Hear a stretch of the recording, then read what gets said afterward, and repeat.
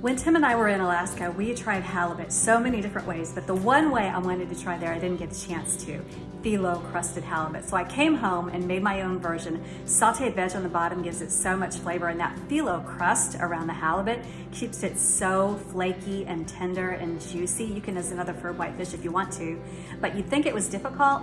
It is not. It looks so impressive. If you want to impress your family and friends but don't want to spend a lot of time, I promise you this is easy. Phyllo crusted halibut.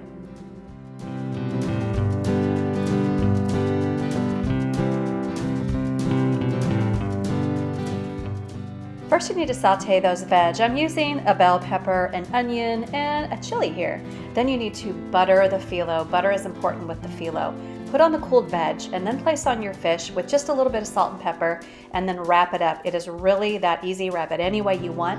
I have a few shredded pieces of phyllo that were left over and I put it on top. It just makes it really pretty. You don't have to do this, but you guessed it, more butter, and then bake. You guys, this is so good. You're gonna love it.